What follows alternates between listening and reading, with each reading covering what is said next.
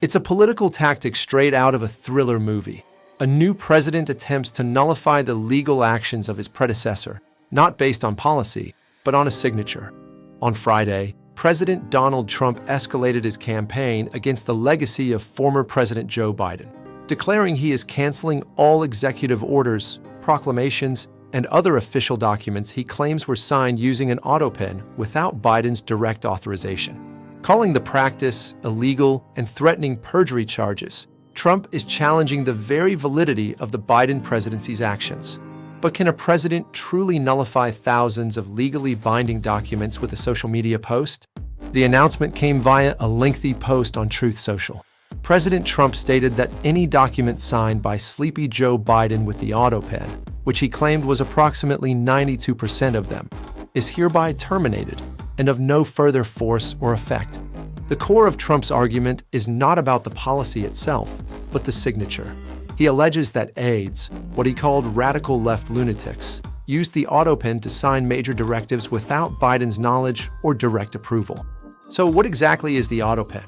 It's a simple mechanical device that holds a pen and replicates a person's actual signature, used by presidents, senators, and CEOs to handle massive volumes of correspondence. This practice is not new. Thomas Jefferson used a device called a polygraph to duplicate his letters. More recently, every modern president, including Gerald Ford, Barack Obama, and Donald Trump himself, has relied on the Autopen. The legality has been settled for decades.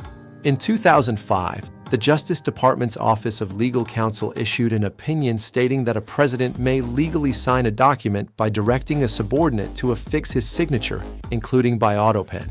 The crucial legal point is the president's authorization of the action, not the physical act of signing. Trump's challenge hinges entirely on the improving claim that Biden was not involved and did not authorize the use of the Autopen. This move is a perfect example of political spectacle colliding with legal reality. A post on social media has no legal authority to revoke a previous presidential action. To nullify a formal executive order, President Trump must issue a new formal executive order explicitly revoking the old one. He has already done this dozens of times since taking office, targeting specific Biden policies. By focusing on the Autopen, Trump shifts the debate from the merit of the policy to the legitimacy of the previous administration. It reinforces the claim that Biden was not in full command.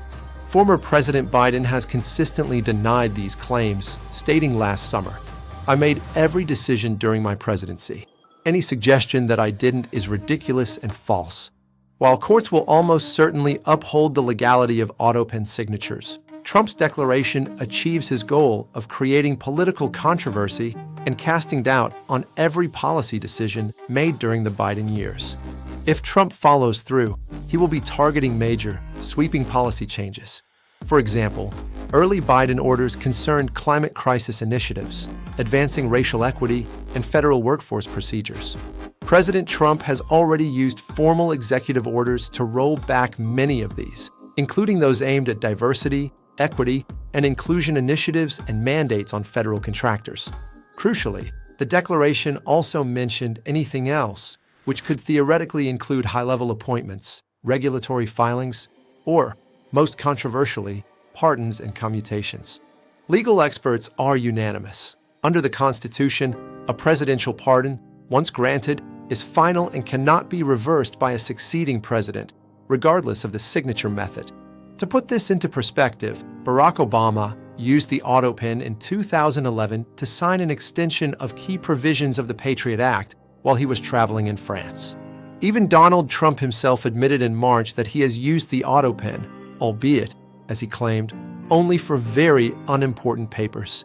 The political weaponization of this routine administrative tool sets a dangerous precedent. It allows a president to retroactively cast doubt on the integrity of his predecessor's administration. President Trump's Autopen ultimatum is a signature moment in his second term. It is less about the legality of the machine and more about the politics of delegitimization. He has already started the process of systematically unwinding the Biden administration's policies through legally sound executive orders. This latest declaration simply supercharges the narrative. The true consequences will be felt in the coming weeks as department heads and agencies are left scrambling to determine which policies must now be ignored or formally revoked, injecting uncertainty into federal operations. Do you think this tactic of challenging the legitimacy of the signature is a smart political move or a dangerous constitutional overreach? Let us know your thoughts.